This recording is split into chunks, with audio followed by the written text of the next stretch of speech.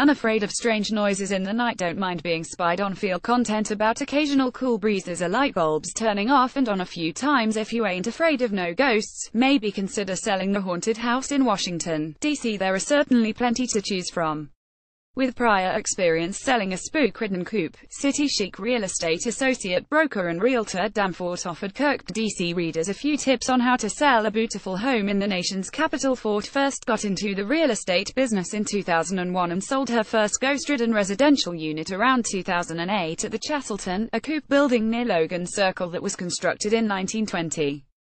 At the time, she was unaware that there were rumors of the building being haunted by the ghost of World War II General Douglas MacArthur.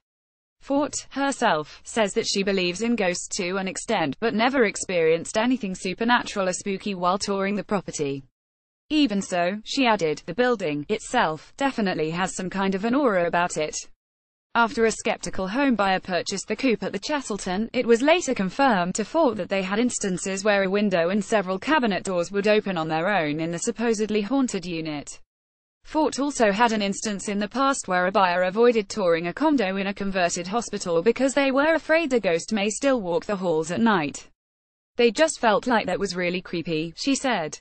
Despite this, Fort estimates that at least a third of people would be indifferent to having a specter as a roommate, an estimation backed up by a recent survey conducted by Realtor.com. In Washington, D.C., it is possible for a homebuyer to close on a property, unaware of if it has supernatural tenants. While real estate agents are legally required to disclose if a home has latent defects, such as electrical issues or a leaky roof, real estate agents in certain states do not have to tell a buyer if a house is haunted. I would gather that there are probably homes that are on the market that are haunted that people don't know, said Fort. Usually, the only time someone would know is if they're personally experienced something while touring or if it were a situation where a particular building is known to be haunted. Regardless as to whether or not a buyer is aware of any spooky dealings, real estate agents should still take special precautions when showing it.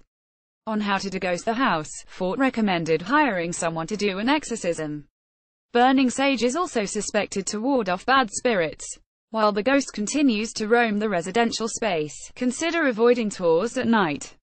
It couldn't hurt to do those things, she said. When it comes to what advice Fort has for buyers, she said, I would definitely look into it with an open mind.